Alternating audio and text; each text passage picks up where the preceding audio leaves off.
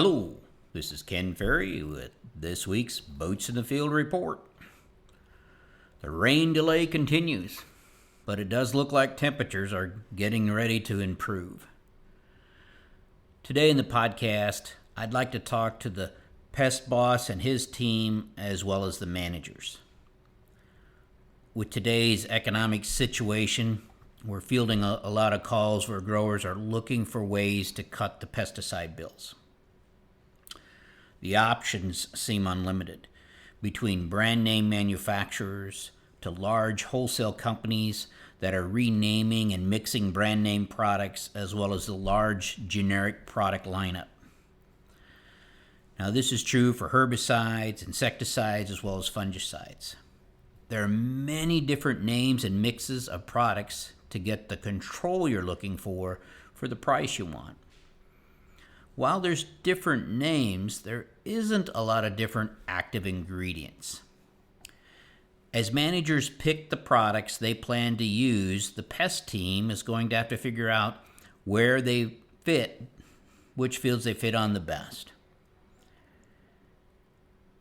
If a farm has Roundup-resistant weeds on it, using Roundup under a different name may have fooled the manager, but it won't fool the weeds.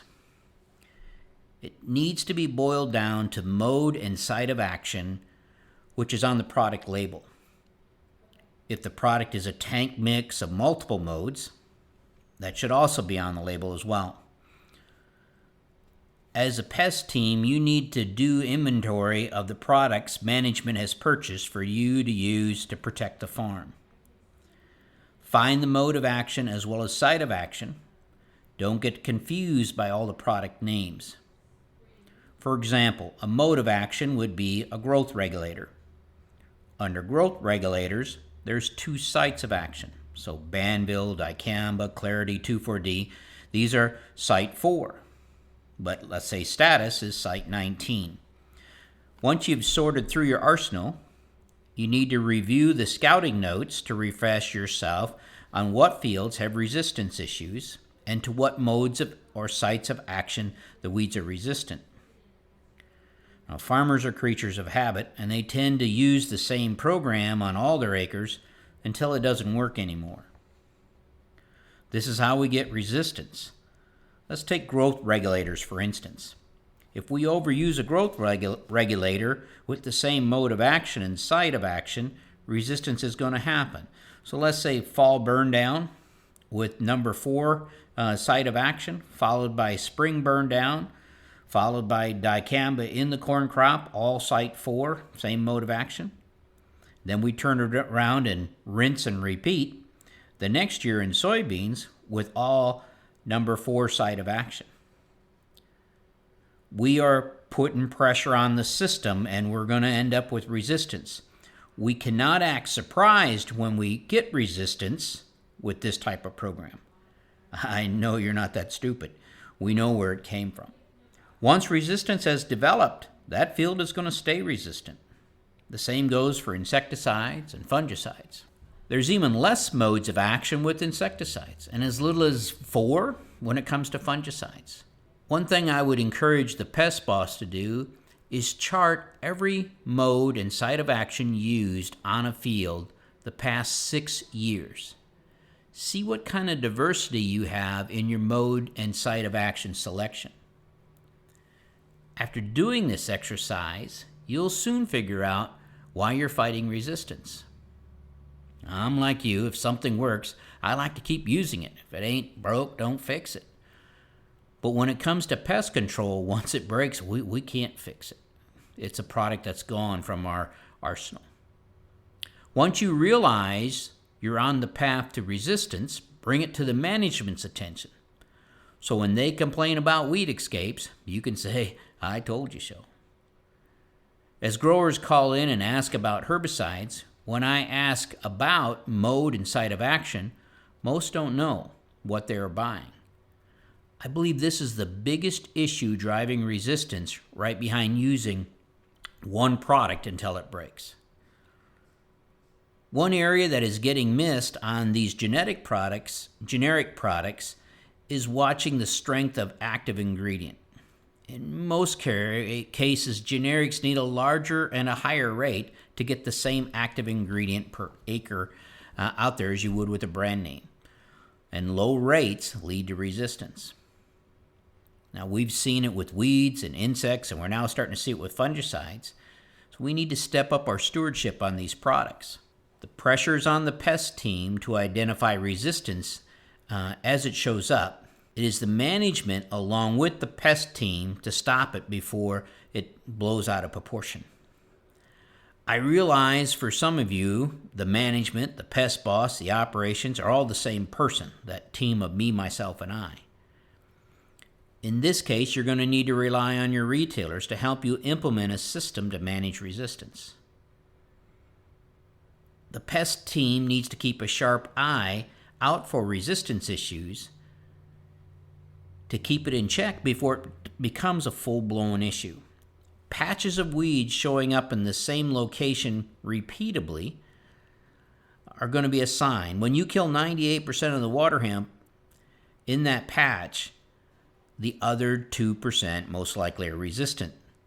That is time to react, not after the field is out of control. Field a lot of calls on what to do about insecticides at planting this spring. This again is where the pest team comes into play. By scouting beetles and digging roots, we can track the amount of damage and whether it's getting worse from year to year.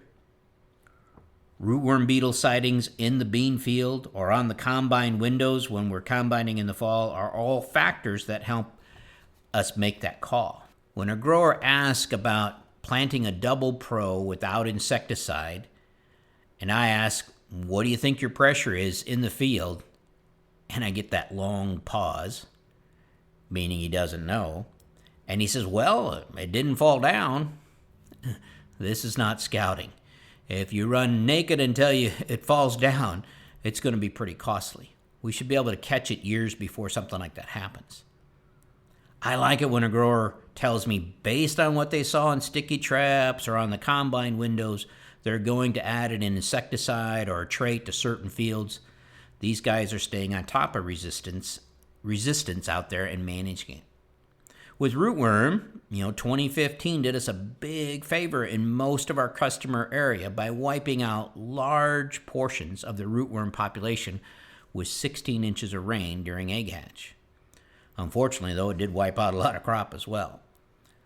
While we're seeing a slow comeback in populations in these areas, the southern part of our customer base that didn't receive these big rains in 2015 is where we're seeing more and more trait resistance issues that we've been reporting on in podcasts in the past. The good news is most of these sightings are being picked up by the pest teams paying attention. Rootworm trait resistance becomes a neighborhood problem, as the rootworm can move typically 2 miles. Meaning if your neighbor is not managing resistance in corn on corn, you will need to even in rotational corn. So if your neighbor's corn twisted up and fell down, you might want to find out what he's using for rootworm protection. If they develop resistance to his program and those beetle laid eggs in your bean field, you cannot use his same program. The same thing can be said about weeds. If the neighbor can't keep them under control and you are downstream or downwind, you're going to have to do something different than what he's doing because most likely they're resistant to his program. I'll have Zachary post a map of where we're seeing the rootworm resistance issues and where we've seen that big drop in rootworm issues. I'll also have him post a link to an app that will help you identify your modes and sites of action, one that the guys use here at Crop Tech all the time. The testing crews are dodging rain and sampling everything they can get done while they find the weather, so make sure your soil testing orders are in. If you haven't got that done already, let's get that cleaned up. For non-Crop Tech customers, registration is now open for the 2019 Farm Journal Corn Soybean College, held the 23rd and 24th of July here at Crop Tech in Hayworth. This year, the Corn Bean College will be working with your pest team to help sharpen their skills on this resistance issue, as well as identify threats against the farm, especially in the area of disease. To sign up for the college, visit our website, croptechinc.com. Click on the Corn Bean College tab. You can watch an invitation to the college and download or view the current agenda and more details on the general sessions as well as the breakouts. We will continue to post more agenda updates as time goes on. To stay up to date, check out our website at croptechinc.com and subscribe to our podcast, Boots in the Field Report. Keep her safe, keep her moving.